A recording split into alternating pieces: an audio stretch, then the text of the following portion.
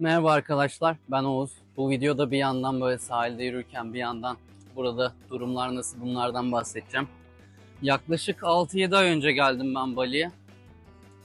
Bunun ilk zamanları tabii tatil modunda geçerken sonrasında geçici de olsa bir düzen kurma ihtiyacı hissettim.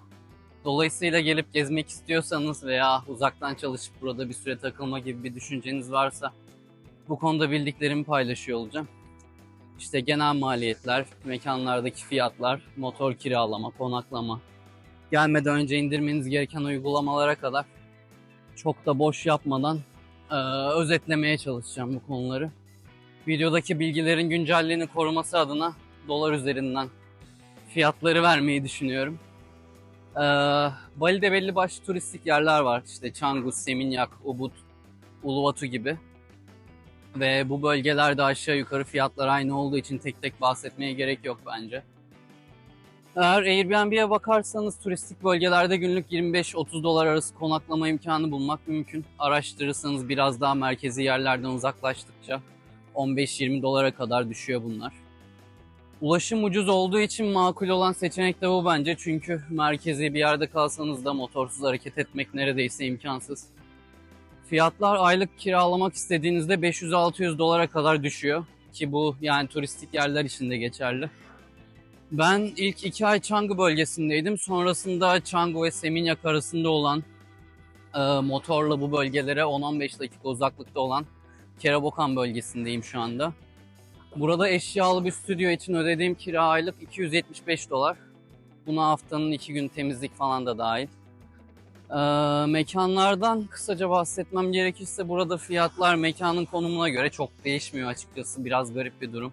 Yani sahilin dibinde deniz manzaralı bir yere de gitseniz veya yol üstünde bir kafeye vesairede otursanız fiyatlar hemen hemen aynı.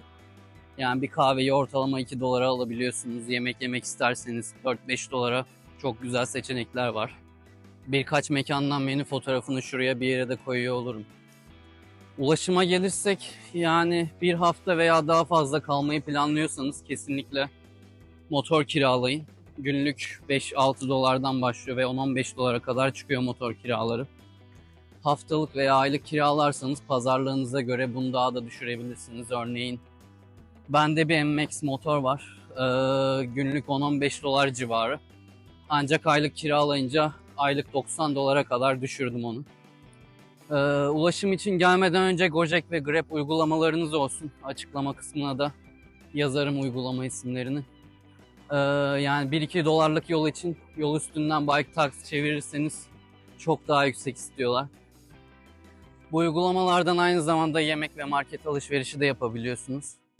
Yani bunların kurulumunu gelmeden önce yapın, kartınızı falan kaydedin. Kolaylık olur işte. Gelelim bu yıl neler değişti konusuna.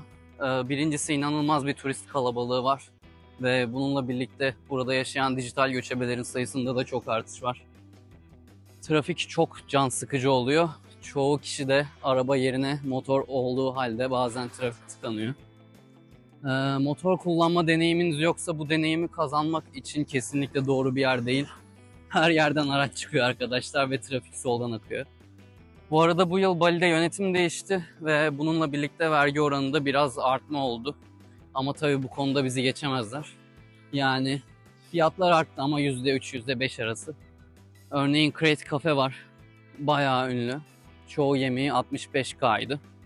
70 oldu, yani 30 centlik bir artış oldu. Konuyu toparlamak gerekirse Bali'ye hala gelinir mi? Bence gelinip görülmesi gereken çok fazla yer var. Ve hala çok uygun fiyatlı. Uzaktan çalışıyorsanız aylık 1000 dolara bile geçinebilirsiniz bence. Veya tatile geliyorsanız günlük konaklamanız dahil 50-60 dolara tatil yapabilirsiniz burada. Son olarak şöyle bir tavsiyede bulunabilirim. Eğer 2-3 hafta gibi bir süreniz varsa tatil yapmak için, bunun bir hafta 10 günü Bali için gayet yeterli bence.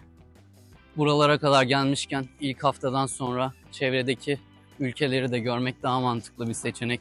Burada 2-3 hafta kalmaktansa.